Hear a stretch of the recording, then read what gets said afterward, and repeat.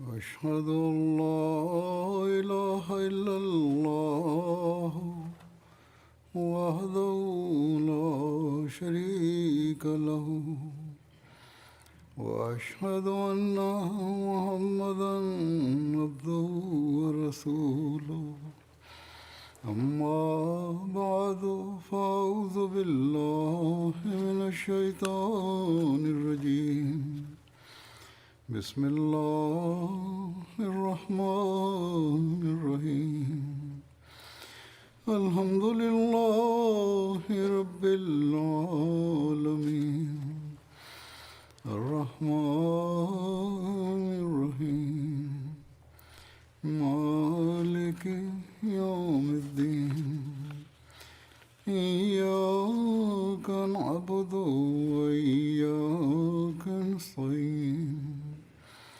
اهدنا الصراط المستقيم صراط الذين أنعمت عليهم غير المغضوب عليهم ولا الضالين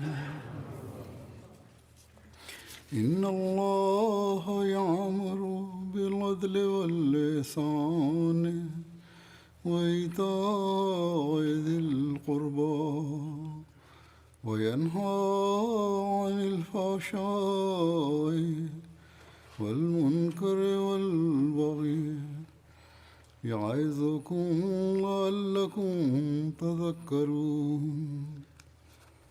And Surah Al-Fatiha. Hazrat Khalifatul Masih, the fifth, may Allah be his helper, recited verse 91 of Surah An-Nahl and stated, "Verily Allah enjoins justice and doing of good to others and giving like kindred, and forbids indecency and manifest evil and transgression. He admonishes you that you may take heed." This verse is recited every Friday in the Khutbah Thaniyah, that is the second part of the sermon, as well as the Khutbah Thaniyah of the two Eid prayers. Some virtues have been mentioned therein which Allah the Almighty commands us to perform.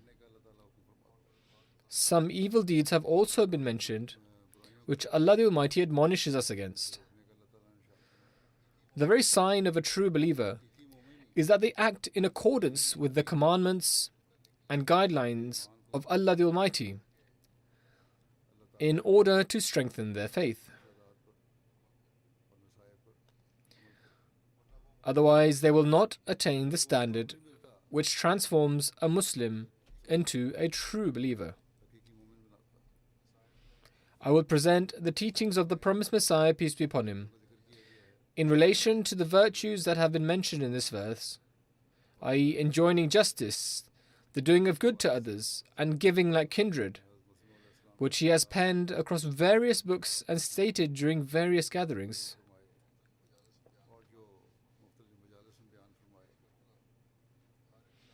Although each instruction revolves around the same subject matter, they are various forms of guidelines which guide us towards living in accordance with the commandments of Allah the Almighty.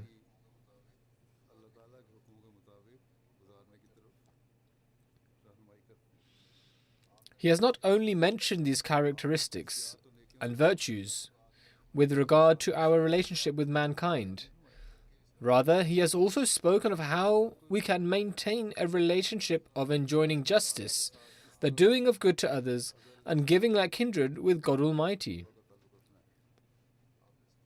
He has presented a commentary on this in such an insightful manner that it truly gives us an understanding of the relationship with God Almighty, which elevates a believer to new avenues of faith and conviction.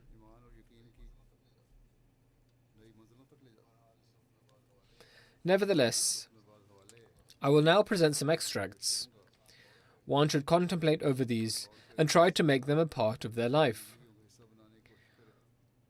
Through these, we find such a guiding principle which connects us with God Almighty and also draws our attention towards fulfilling the rights of one another. As such, this creates such a beautiful society which fulfills the rights due to Allah and those due to mankind. Furthermore, this is the very principle that will guarantee the peace of society as well as that of the world. However, it is unfortunate that most of the world is bent on usurping the rights of one another, whether it is the Muslim world or the non-Muslim world. Muslims utter the name of Allah the Almighty, but they have also exceeded all bounds in terms of committing injustices in the name of Allah the Almighty. As such, it is the duty and responsibility of the followers of the promised Messiah, peace be upon him, to remain mindful of the commandments of Allah the Almighty and transform themselves, and also try to reform the world. The promised Messiah, peace be upon him, states, God commands you to be just towards him as well as his creation.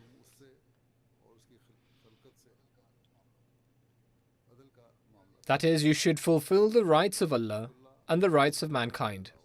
And if you are able to go beyond that, then you should not only enjoin justice, but also do good to others.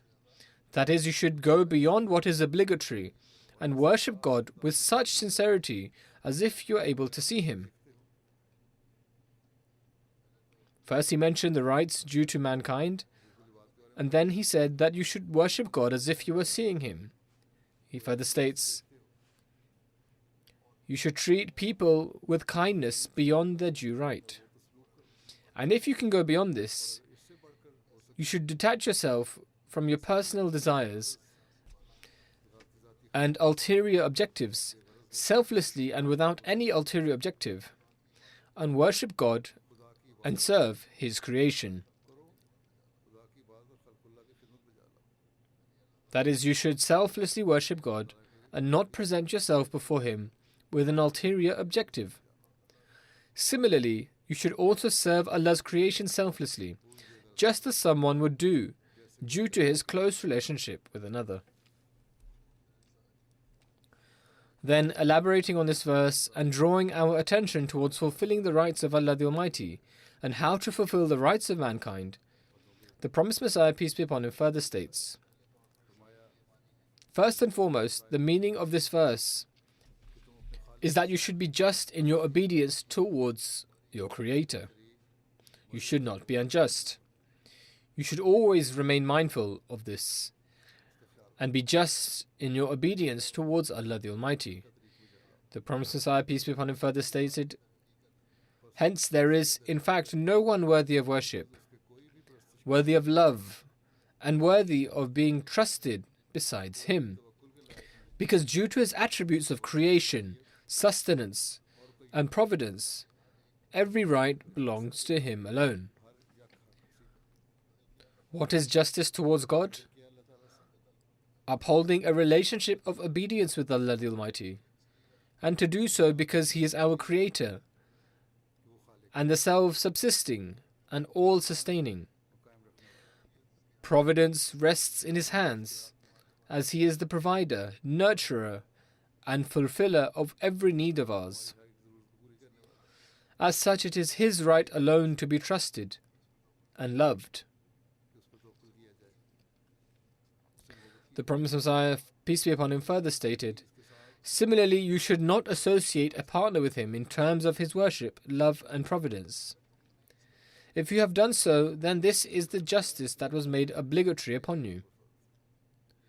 This is justice in relation to Allah the Almighty, and which is necessary to uphold.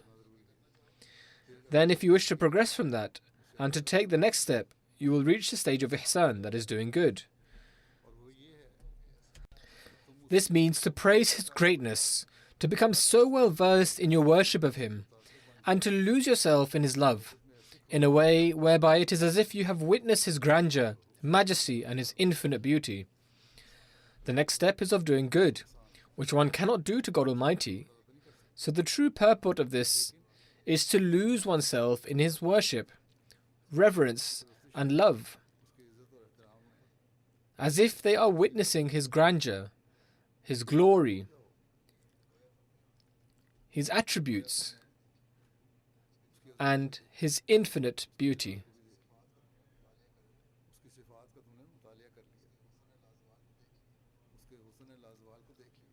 The promised Messiah, peace be upon him, then states, then there is the stage of Ita idil Qurba, giving like kindred, and that means to completely remove any superficiality and ostentation from your worship, love, and obedience. It is possible that in the previous stage, when one acts or makes efforts out of ihsan, then there be a slight aspect of artificiality or pretentiousness, and to make an effort. However, one should then strive to attain the stage where this artificiality and pretentiousness is completely eradicated. One should worship Allah Almighty with heartfelt joy and emotion, recognizing His grandeur. Remember Him out of such an intimate relationship, just as they remember their fathers. And one's love for Him should be like the love a child has for their dear mother. The promised Messiah, peace be upon him, states, with regards to showing sympathy in light of the rights owed to God's creation and which relate to mankind, that this verse means to do justice to your brothers and to mankind, and do not make any undue demands for your rights, and remain firmly established in equity. Observe justice within one's rights. One can of course seek their rights, providing they remain established in justice. There should not be any undue requests. If one desires to progress from this to the stage of ihsan, that is doing good, which means to do good in response to a brother's evil. If one treats you badly, you should do good to them. This is ihsan. In exchange for the hurt he gives you, one should afford them comfort. If they cause you harm, you should strive to give them ease and happiness, and to help them with benevolence and favor.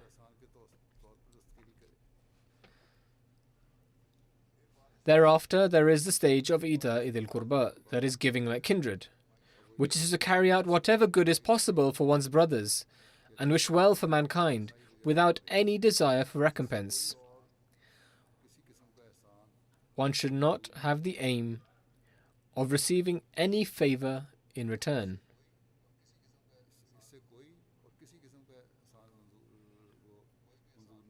Rather, it should emanate naturally without any desire for recompense.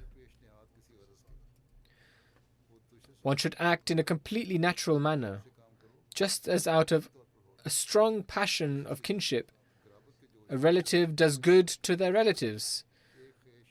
Just as a family member does good to another family member,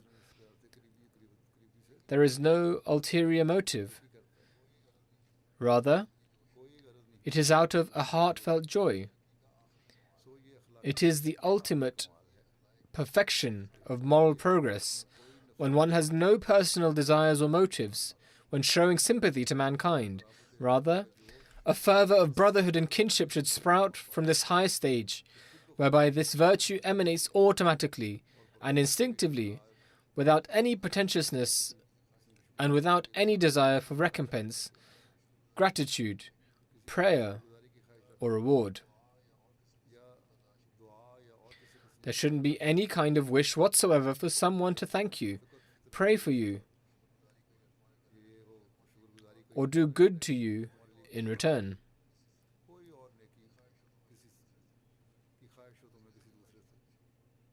Instead, it should be carried out purely due to the tie of kinship.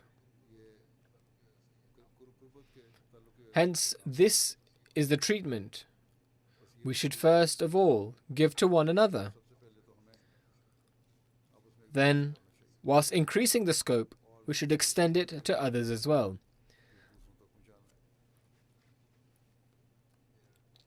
Then, whilst explaining this in relation to the rights owed to Allah, the promised Messiah, peace be upon him, states, The meaning of this verse in relation to the rights owed to Allah is that one should adhere to justice whilst obeying God Almighty. For it is His right that you obey the one who created you, nurtured you, and does so at all times. Allah created you, nurtured you, and continues to nurture you and provide you with worldly means. So it is His right that you obey Him. If you possess greater perception, then you should not obey Him just out of the realization that it is His right to be worshipped, but rather out of ihsan, i.e. doing good. Firstly, there is adl, that is justice, meaning we should obey Him bearing in mind that He has created us and fulfills our needs. Then, in addition to this, one should obey Him out of ihsan, as He is the benefactor, and His favors are so vast that they are innumerable. Begin to count the favors of Allah Almighty and obey Him for His favors. This is the stage of ihsan. It is evident that this is greater than the stage of adl, for one keeps in consideration the aspects of ihsan, His divine favors, when obeying. And because they always observe, analyze, and keep in mind the countenance and attributes of the benefactor of mankind, it therefore enters the realm of ihsan. For when they worship, it is as if they are observing God Almighty. Thus, this is when there is the hue of ihsan, of doing good. No one can do good to Allah Almighty. In fact, it is remembering the favors of Allah Almighty which transforms one into one who does good. The Promised Messiah, peace be upon him, stated that the way to remember the favors of Allah the Almighty is that when a person confers a favor upon you, you should bear in mind their countenance and qualities. When these are borne in mind, you develop a close relationship with them. When this relationship is developed with Allah the Almighty, you will sincerely worship Him. Such worship, whereby you keep in your heart and mind that you are witnessing God Almighty.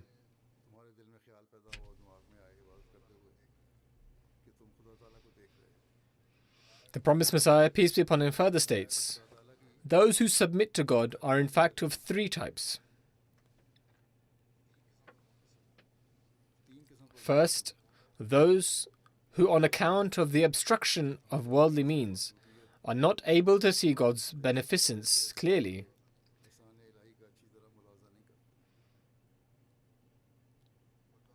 There is a covering over their senses, or they overly rely on worldly means.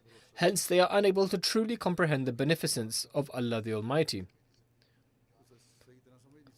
and are not inspired by that eagerness, since they do not comprehend the divine beneficence. Therefore, there is no passion generated within them, which is generated by an appreciation of the grandeur of divine beneficence, nor are they moved by the love which is inspired by a concept of the greatness of the benefactor's favors.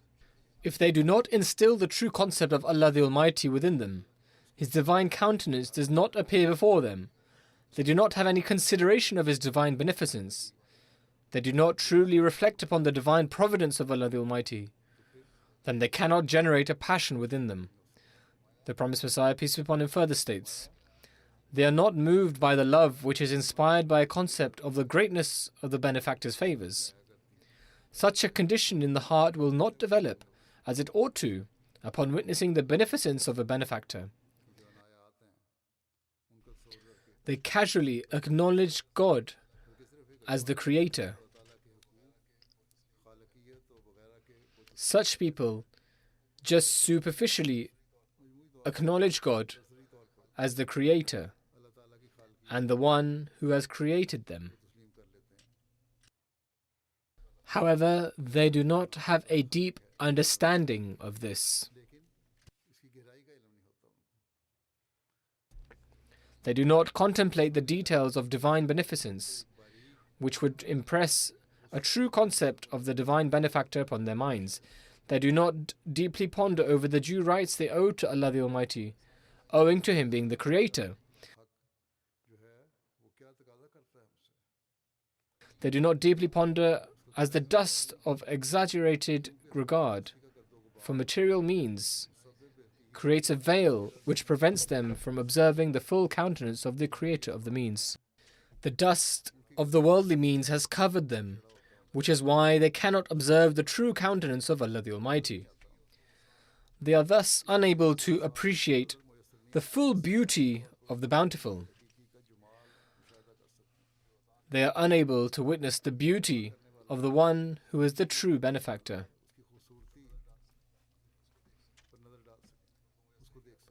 Their defective comprehension is confused by their regard for the means, i.e., whatever little knowledge they have about Allah the Almighty, due to which at times they offer their prayers and fulfill His due rights, and at other times fail to do so, is in fact because their knowledge is tainted by the worldly means and material aspirations,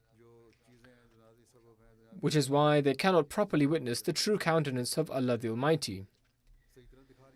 And as they are not able to estimate duly the bounties of God, they do not pay as much attention to Him as would be generated in their minds by a proper appreciation of His favors. They do not pay full attention, which would allow them to observe the true countenance of the benefactor. Thus, their comprehension is somewhat misty. They are not able to properly witness the countenance of Allah the Almighty, because they put their trust in their own efforts and in the means that are available to them. They also acknowledge formally their obligation towards God on account of His being the Creator and the Provider. They do not have clear knowledge of this. Rather, they believe that it was owing to their own efforts and knowledge which enabled their works to be completed.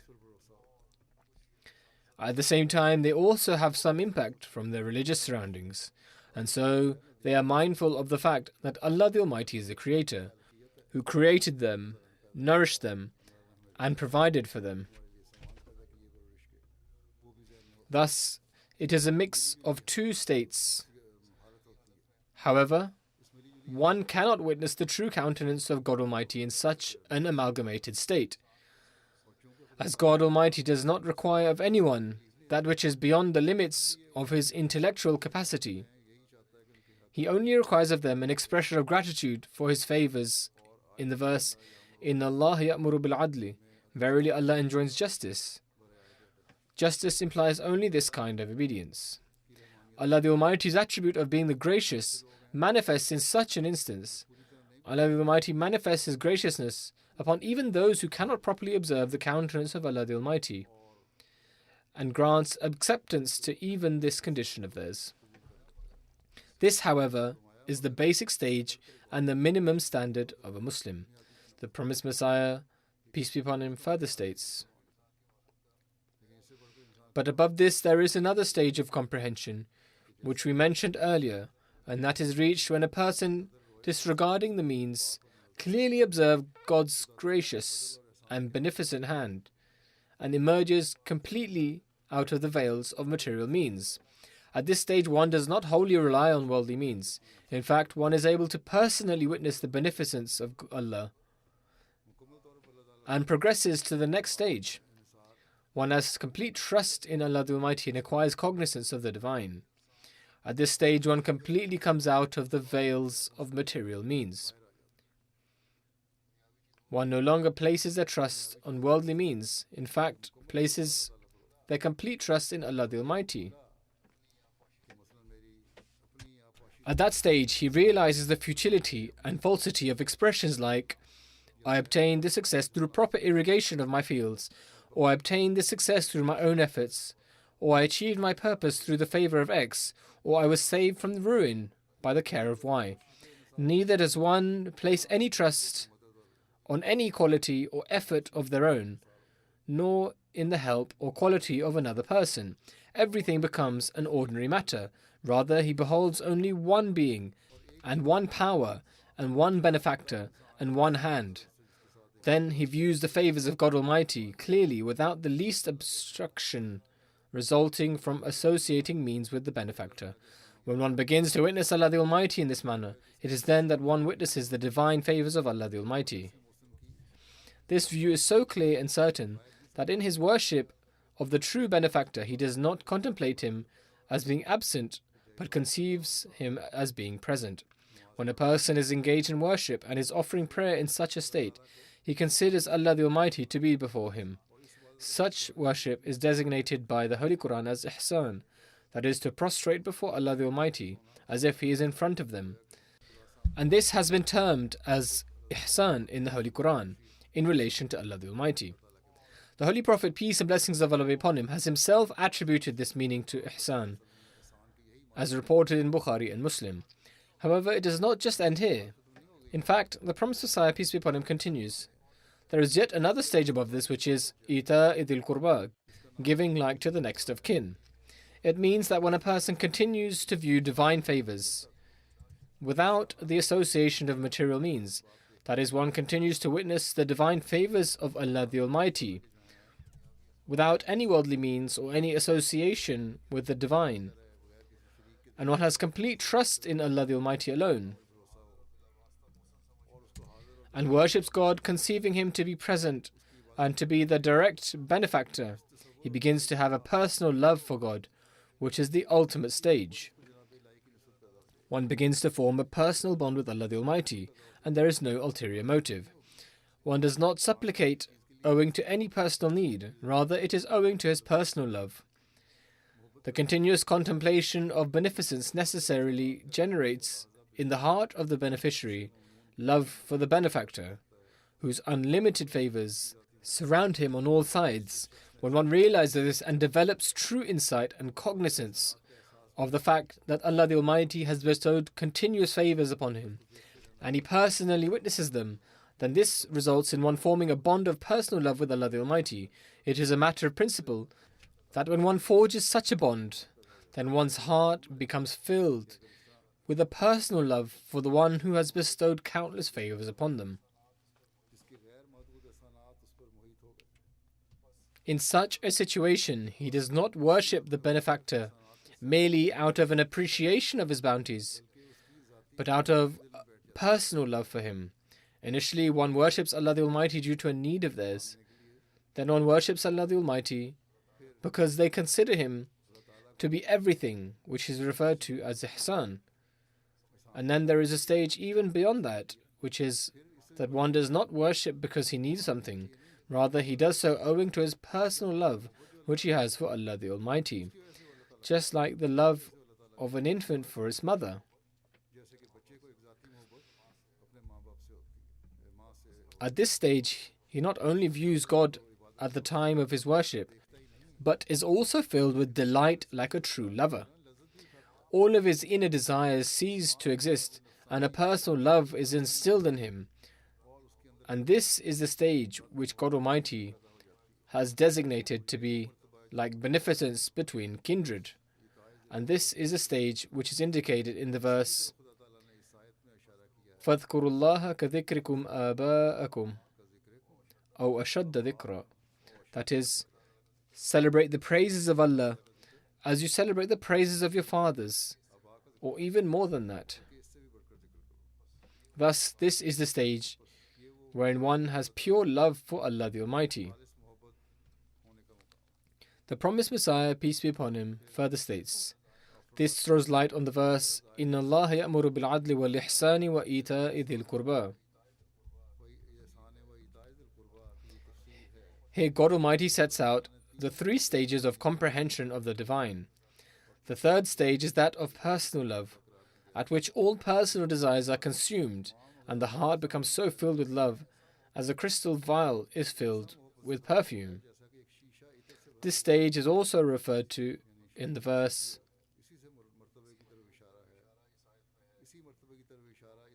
وَمِنَ النَّاسِ مَنْ يَشْرِي نَفْسَهُ ابْتِغَاءَ مَرْضَاتِ اللَّهِ وَاللَّهُ رَؤُوفٌ بِالْعِبَادِ. This means that of the believers there are some who sell their lives in return for the pleasure of Allah. These are the ones upon whom Allah is most compassionate. Again it is said, Bala man aslama wajhahu lillahi wa huwa muhsinun falahu ajruhu inda rabbih wala khawfun alayhim wala hum yahzanun. That is, the truly delivered are those who commit themselves wholly to God and, recalling His favors, worship Him as if they behold Him. Such have their reward with God, and they have no fear, nor do they grieve. That is to say, God and His love become their whole purpose, and their reward is divine favors. At another place, it is said,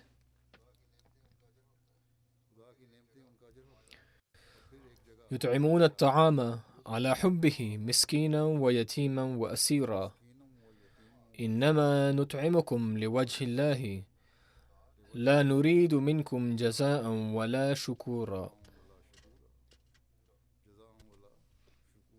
That is, believers are those who out of their love for God feed the needy, the orphans and the captives, saying, we feed you in order to win the pleasure of Allah. We do not desire anything in return or any expression of gratitude from you. The only objective is that they please Allah the Almighty, and they are able to witness the divine countenance of Allah the Almighty even more than before. Thus, one ought to ponder that these verses show clearly that the Holy Quran has described the highest stage of divine worship and righteous action as that which is inspired by true love of God and sincere seeking of His pleasure.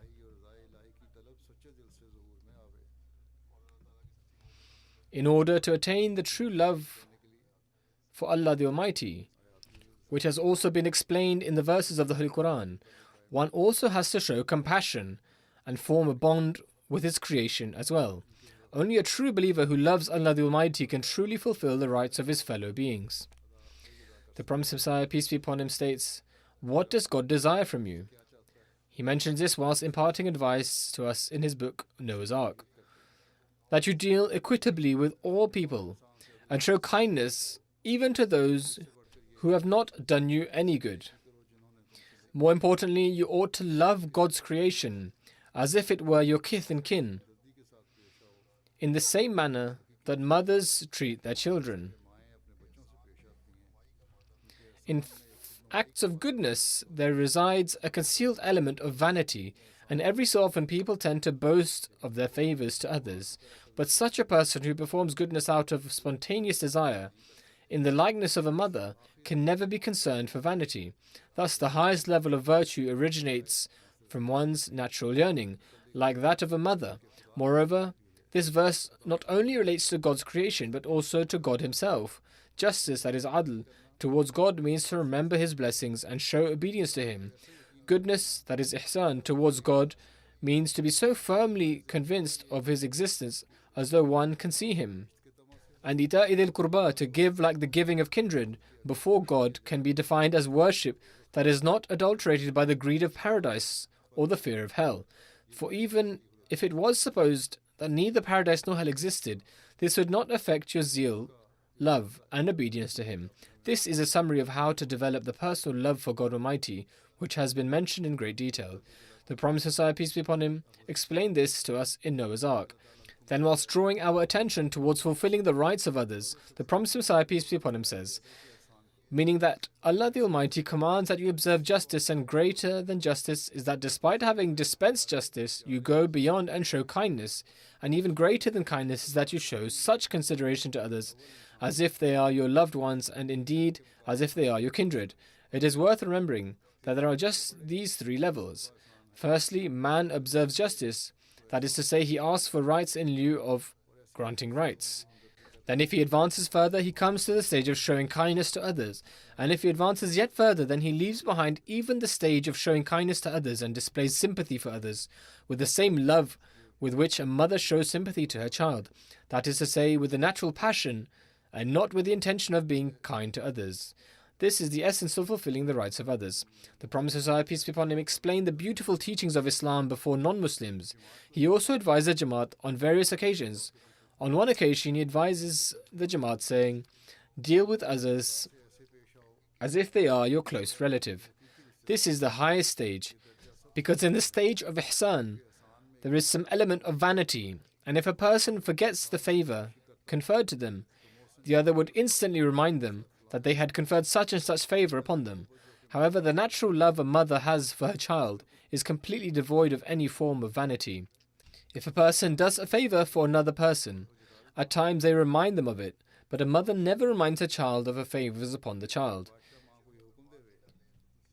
In fact, if a king tells a mother that were she to kill her child, she would face no punishment, she would never listen to the king, and instead she would reproach the king. This is despite the fact that the mother knows she would pass away before the child reached adolescence. But owing to her innate love for the child, she would never forsake taking care of the child. It often happens whereby parents grow old and they have children. They look after their children and love them. They did not do this in return for gaining benefit from them in their old age, even. This becomes a natural phenomenon owing to the reaching the ultimate stage of love. This is what has been indicated in the words Ita'idul Qurba. This is this kind of love one should develop for God Almighty. It should not be for attaining any reward, nor for fear of humiliation.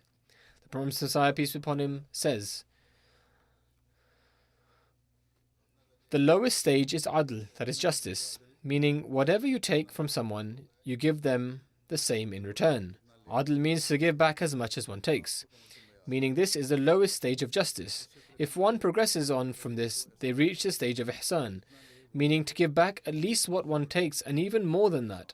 This is called ihsan, i.e. not to only return the favor in kind, but to give back more than that. Then the stage beyond this is called Ita'idul Qurba, i.e. for one to deal with others in the same way a mother deals with her own child, out of the innate love she has, and without expecting any favor in return. From the Holy Quran, we come to learn that the people of God can progress and reach this stage of love. If one wishes to progress, one can develop this love for Allah. The resolve of man is not insignificant. Through the grace of God, one can attain all this. In fact, it is necessary in expanding one's morals. I believe that the people of God can progress to such a stage that they can have love for their fellow human beings, even greater than the love a mother has for her child. In order to fulfill the rights of others, they love people even more than a mother loves her child. The promised Messiah, peace be upon him, further states, "The state of adl, that is justice, is that a righteous person in the state of nafs ammara, the soul that incites to evil. In order to reform from this condition, Allah the Almighty has ordered for one to show adl. If one is to rid oneself of evils, they have to adopt adl, because one has to constantly battle against one's baser self. To combat against one's inner self, in order to abstain from evil, is one form of adl. For example, if one has to pay an outstanding debt, one's inner self tries to stop repaying it and wishes for the time frame for repayment to pass. In such a case, the inner self becomes even more bold and brazen, in that even the law will now not be able to take back the loan. However, this is incorrect. The dictates of adl state that one must pay back a debt that is due upon a person. One must pay back a debt that is due. One cannot avoid paying it through some excuse or ploy. Some people devour the debt they owe to others and do not pay it back on time. In fact, sometimes, if there is no documented proof of the deal, they even deny they have to pay back anything. Nonetheless, they should know that Allah the Almighty is watching their every move. In connection to this, I would like to mention that at times disputes arise in borrowing and lending money when people place undue trust and faith in others. Whereas in matters of borrowing and lending money, Allah the Almighty has ordered to record it down in written form. It is not mentioned that because such and such is my close relative or a good friend, therefore there is no need to write it down. This often becomes the reason for disputes, and through this, one's nafs ammara, the soul that incites to evil, entices one to commit evil deeds. Nonetheless, it is the duty of a believer to avoid all this and adopt adl. The promised Messiah, peace be upon him, states, "It is regrettable that I have to say that some people do not show diligence in these matters, and there are some people in our Jamaat also who show no regard in paying back their debt. This is against adl." The Holy Prophet, peace and blessings of Allah be upon him, did not lead the funeral prayers of such people. Therefore, every one of you must remember that you should not show any form of indolence in regard to paying back her debt. Avoid all forms of dishonesty and deceitfulness, because this is against the divine command which has been mentioned in this verse. The promised Messiah, peace be upon him, then further states, "The next stage is ihsan, the one who practices adl and upholds its boundaries. Allah the Almighty grants such an individual the opportunity and power to excel in virtue, to the extent that one does not stop at adl alone. Rather, in return for a small favor, one reciprocates the favor done to him in greater terms. However, even at the stage of ihsan, there is a deficiency, and that is that at one point or another, the person reminds the other of the favor conferred upon them. For example, a person feeds another person for 10 years, and that person refuses to listen to the former in one small matter. The former would say to him, "You are indebted to me as I fed you for 10 years. In an instance, he wastes the kindness he extended over the 10-year period. Hence, even within the one who reaches the stage of ihsan, there is a hidden form of vanity. There is a hidden element of vanity in the one who does ihsan. However, the third stage is whereby one becomes free from all forms of impurities and uncleanliness, and this stage is known as Ita'id al-Qurba. The promised Messiah, peace be upon him, further says, the stage of Ita'id al-Qurba is a stage which becomes ingrained in one's nature, i.e., in this stage one performs virtues in a way that it becomes part of their very being. The example is like that of a mother who feeds and looks after her child. Never does the mother think that when the child grows up, he or she will earn a livelihood and in return serve the mother, to the extent whereby even if a king orders a mother to stop feeding the child and the child dies as a result, she will not be held accountable. Even then, a mother could never follow such a command, and she would hurl abuse at the king instead. The reason for this is that nurturing a child is a natural impulse of the mother. It is not based on any hope of reward or fear. In the same way, man can excel in virtue to the extent where they reach the stage, i.e., virtue becomes a natural impulse for them. This stage is what is known as mutma'inna, the soul at rest.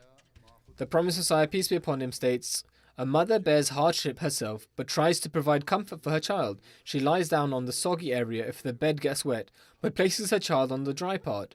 If the child gets sick, she remains awake all night and bears all kinds of hardships. Is there any element of artificiality or pretense in what a mother does for her child? She does it solely out of her earnest love, and it is this love that a believer should have when discharging their rights owed to Allah and the creation." The promised Messiah states, "Thus Allah the Exalted says, strive to go beyond even the stage of ihsan, that is benevolence, and rise to the stage of ita'id al-qurba. Do good to the creation of God with a natural and innate urge, without the expectation of any reward or benefit or service from them. Your service to the creation of God should not have any pretentiousness or artificiality about it." At another place it is said like this, "La nuridu minkum jaza'an wala shukura," meaning that it is the practice of a person who is godly and who has achieved a lofty rank that his good deeds are purely for the sake of Allah. He does not even have the thought cross his mind that someone would pray for him or express gratitude to him for the good he has done. He does virtuous deeds purely out of the urge that has been placed in his heart to have sympathy for mankind. I have not seen such a pure teaching neither in the Torah nor in the New Testament. I have read them page by page, but have not found therein any trace or sign of such a pure and perfect teaching. Then the promised Messiah, peace be upon him, states, "This means that we are commanded to return good for good, and to exercise benevolence when it is called for, and to do good with natural eagerness as between kindred, when that should be appropriate. God Almighty forbids transgression, or that you should exercise benevolence out of place. There must be a balance in exercising these virtues, or should refrain from exercising it when it is called for. One must act with intelligence and exercise these virtues appropriately.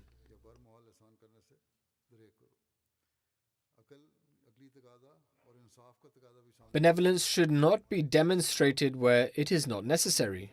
nor should one refuse to show benevolence where it is required. Reason and a beneficial outcome must be factored in. Or that you should fall short of exercising graciousness as between kindred on its proper occasion, or should extend it beyond its appropriate limit.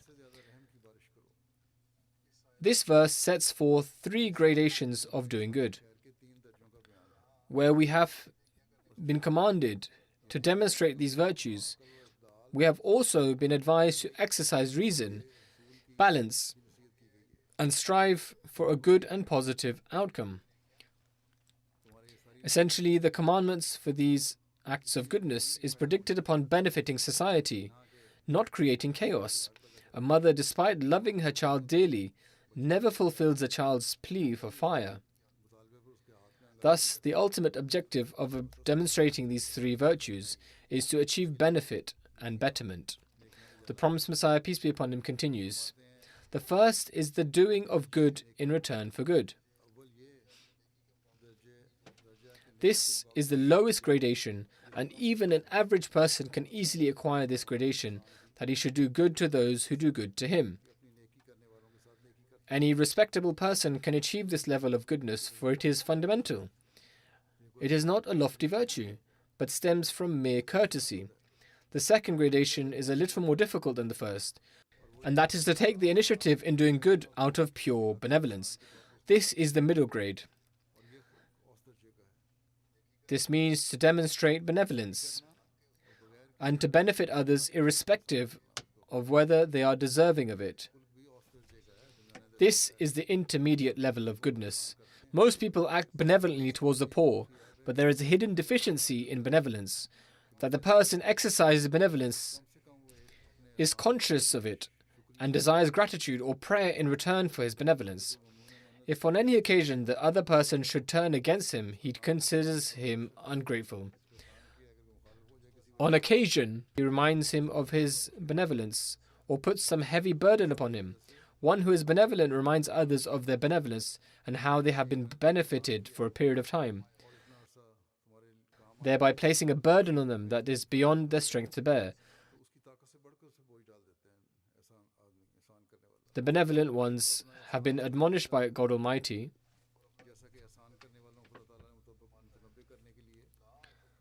لا تبطلوا صدقاتكم بالمن والأذى. That is, O those who do good to others, good that should be based on sincerity, do not render it vain by reminding them what favors you have done them or by inflicting injury on them. Allah the Almighty has warned such people that their goodness will be of no benefit. If they are charitable, they should know that charity is founded on sincerity. If one is to display their favors, then all their goodness goes in vain. The Arabic word for alms, that is sadaqah, is derived from the root sidq, that means sincerity.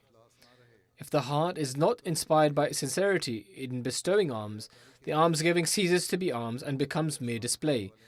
That is why those who exercise benevolence have been admonished by God Almighty not to render vain their benevolence by reproaches or injury. The third grade of doing good is graciousness as between kindred. God Almighty directs that in this grade there should be no idea of benevolence or any desire for gratitude, but good should be done out of such eager sympathy as, for instance, a mother does good to her child.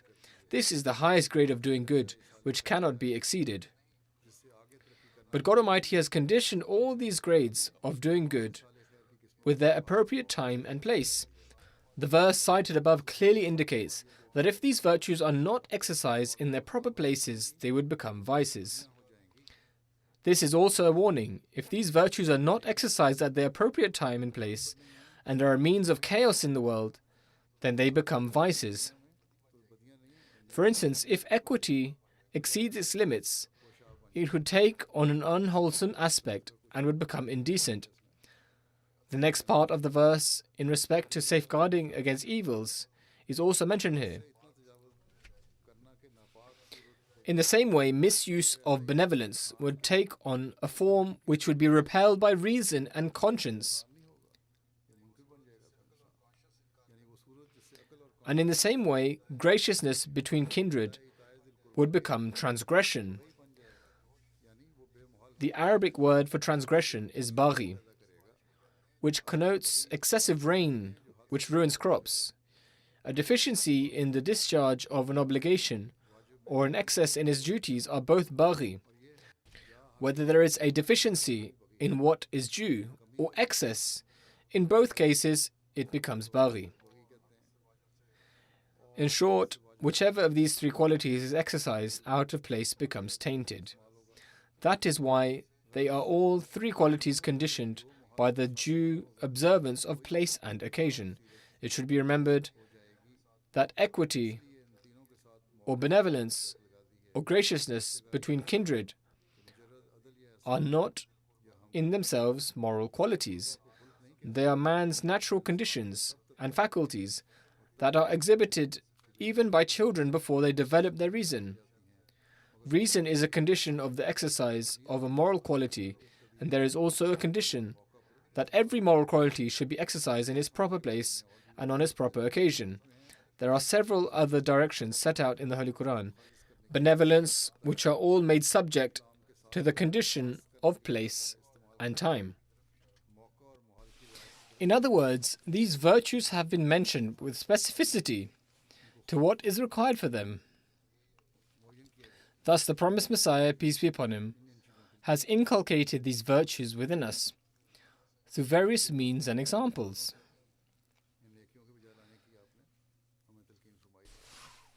In respect to exercising goodness and benevolence, the promised Messiah, peace be upon him, also narrates a personal incident. He states, "Benevolence is an extraordinary force that can empower one to conquer their greatest foes."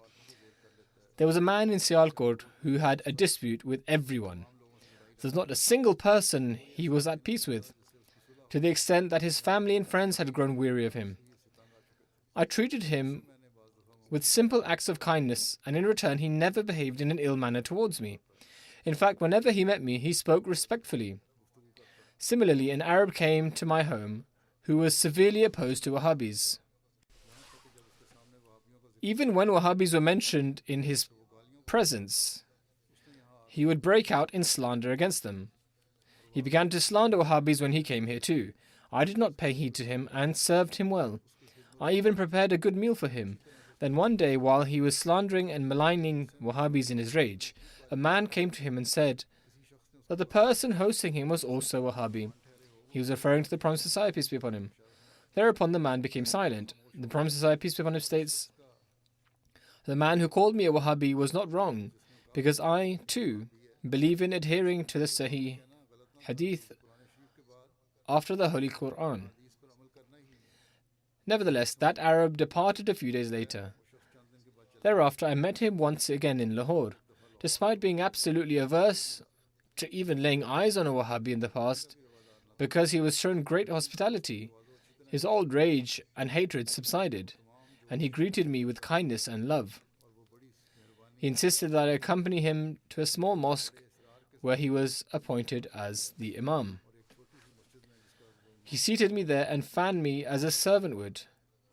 He was very welcoming and desired for me to have tea with him before departing. Thus, observe the potency of kindness to bring about a change of heart. The promised Messiah, peace be upon him, then states, "Morals are of two kinds. Firstly, there are morals described by those who have been educated in this modern era. They are apologetic and speak with adulation, yet their hearts are full of hypocrisy and malice. Such morals are opposed to the Holy Quran. The second kind of morals originates from true compassion and are free of hypocrisy and words of adulation.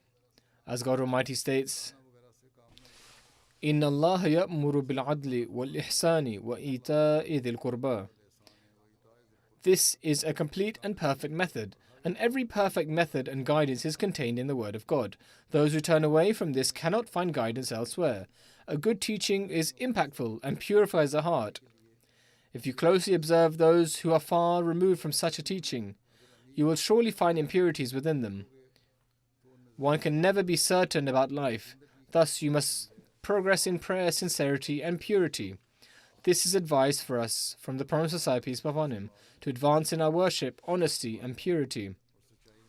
The Promised Messiah, peace be upon him, further states, I advise you repeatedly to never ever restrict the scope of your compassion. Furthermore, in order to demonstrate compassion correctly, follow this commandment of Allah the Almighty, Inna Allah ya'muru bil adli wal ihsani wa ita'i dhil qurba. That is, be mindful of justice when exercising goodness. Show kindness in return to those who show you kindness. Thereafter, the second stage is to show even greater kindness than you are shown by others. This stage is known as ihsan, benevolence.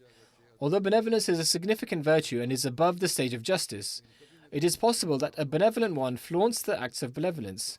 However, there is a stage above all in which a person exercises goodness purely out of love. At such a stage, there is no exhibition of benevolence, similar to how a mother raises her child. A mother does not expect a reward or recompense in return for her child's upbringing. Rather, a natural love for her drives her to sacrifice all her peace and comfort for its sake. The Prophet Messiah, peace be upon him, continues, even if a king were to command her to stop feeding her child, a mother would reproach the king. Thus, goodness should excel to a stage where it becomes natural. When a thing ceases artificiality and becomes natural, it reaches a state of perfection. The promised Messiah, peace be upon him, states, Allah the Almighty has ordained for you to exercise justice for the whole world. In other words, take what you deserve and treat humankind with justice. Above this, you are ordained to show kindness to humankind. That is, do not simply show kindness out of obligation, but also out of benevolence. Even at the stage of kindness, there lies a hidden fault, for a person who shows kindness may boast of their benevolence in a state of discontent. It is for this reason that at the end of this verse, it states that goodness at its perfection is when it resembles the kindness shown to a child by its mother. Such goodness originates from love that is inherent and is not motivated by any reward. A mother does not even consider that the child would return the favor of her benevolence. Thus, this is the third and perfect stage of goodness that can be shown to humankind, known as ita' dhil qurba, giving like kindred. Thus, we are commanded not only to exercise goodness towards our own people, but to humanity at large, and without any expectation of reward. It is at this stage when one can find God Almighty, as has been mentioned in context to forming a relationship with Him. In his books and gatherings, the Promised Messiah, peace be upon him, has put great emphasis on this.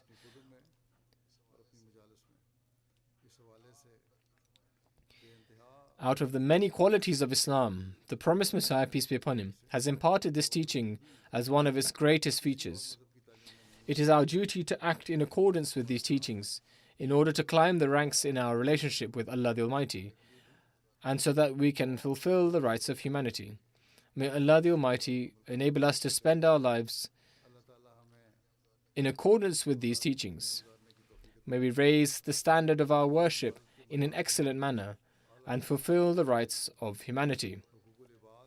In particular, may we foster mutual love and compassion to the degree that we become an example for the rest of the world. May Allah the Almighty enable us to act upon this, thereby enabling us to fulfill the rights of our pledge of allegiance. A condition of pledging allegiance to the Promised Messiah, peace be upon him, is to show compassion to humanity. May every Friday serve as a reminder to us to progress in goodness and reform ourselves when we hear these words of Allah the Almighty. If not, we will have no distinction from others. May Allah the Almighty manifest a clear distinction between us and others, just as the Promised Messiah has mentioned with great pain at one instance. Continue to pray for the situation in Pakistan.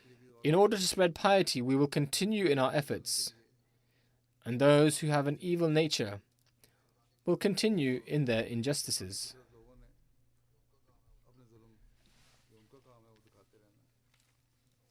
We cannot challenge them in their evil ways. All we can do is adhere to the commandments of Allah the Almighty. Always pray that may Allah the Almighty safeguard our faith and never allow it to wane. May we establish a bond with Allah the Almighty like that of Ita idil Qurba and giving like kindred. In such an instance, we will witness the blessings of Allah the Almighty even more than before, God willing. And may Allah the Almighty destroy those who in the sight of Allah the Almighty are the enemies and are no longer able to be reformed. When we establish a bond with Allah the Almighty, then God willing, we shall witness the destruction of the enemy.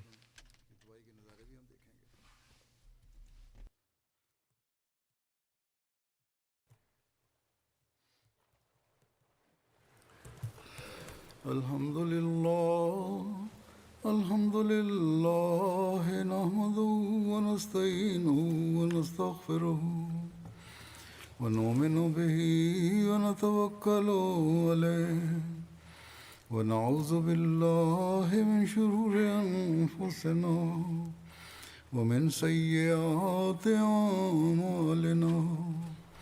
من يهده الله فلا مضل له ومن يضلل فلا هادي له ونشهد أن لا إله إلا الله ونشهد أن محمدا عبده ورسوله عباد الله رحمكم الله إن الله يأمر بالعدل والإحسان وإيتاء ذي القربى وينهى عن الفحشاء والمنكر والبغي يعظكم لعلكم تذكرون اذكروا الله يذكركم وادعوه يستجب لكم ولذكر الله أكبر.